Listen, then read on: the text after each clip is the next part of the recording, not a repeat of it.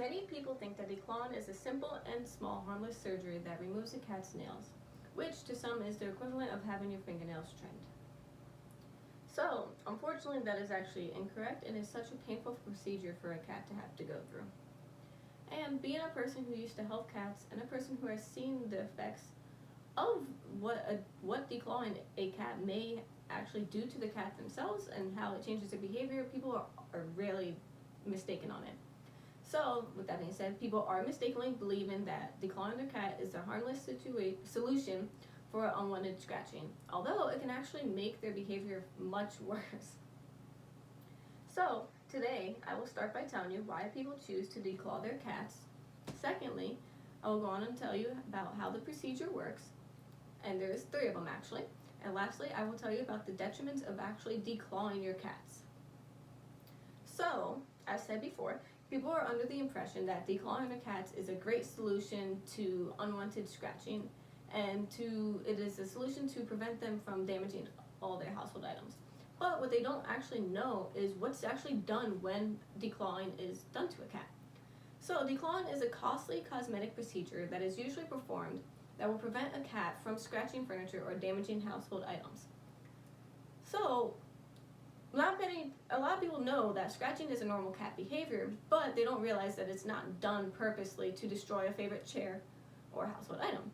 Cats actually scratch to remove the dead husk from their claws, mark territory, or even to stretch out their muscles. Some studies show that actually between 20 and 25% of cats in the US have been declawed due to furniture damage. So while many times people do tend to declaw their cats due to furniture damage, it does happen where there is cases where it is medically needed.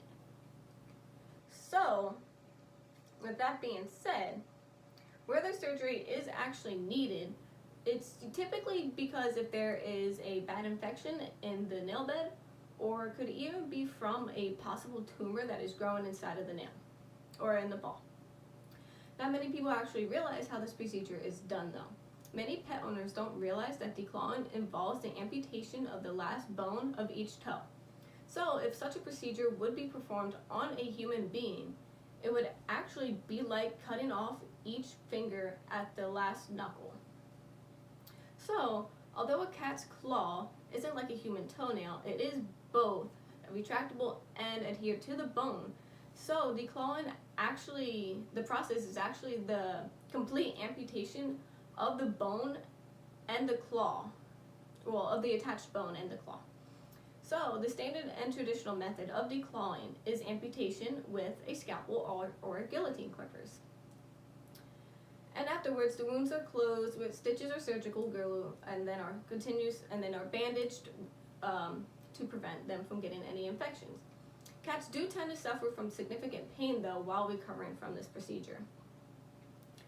Another method is laser surgery, in which a small, intense beam of light cuts through the tissue by heating and vaporizing it. And a third procedure is actually called a tendonsectomy, which is where the tendon that controls the cat's claw in each toe is actually severed. So with this procedure, the cat keeps their claws, but they can't control them or even extend them to scratch anything. So, with that being said, that can actually cause a incidence of abnormally thick claw growth, which means you would have to trim the nail more often than you typically would to prevent the cat's claws from actually catching onto people, household items, or even from growing into the cat's paw pads. So while many people think that declawing their cats improves their behavior, it can actually worsen it greatly. Medical professionals actually say that declawing can lead into pain into the paw, infection, or can even cause tissue death and back pain. There can also be regrowth of improperly removed nails, nerve damage, and bone spurs, which are extremely painful for a cat. It is also said removing claws changes the way the cat's foot meets the ground, which is pretty similar to the pain of if a human would be wearing a pair of uncomfortable shoes for a really long day. Cats without their claws have lost their first line of defense, which can cause the cat to be in a complete state of stress, because without their claws, they cannot fight off other animals or escape dangerous situations quickly as if they would with their claws. So it is also said that many cats actually become biters when they have no claws because they no longer can use them as a warning sign. So cats also may be abandoned by their pet owners after being declawed because the cats develop behavior issues, changes, or other multiple problems that may happen after the surgery.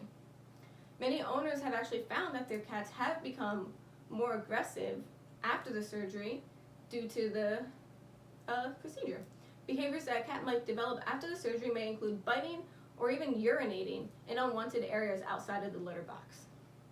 So, in conclusion, many mistake declawing as an easy fix to their cats, although it can actually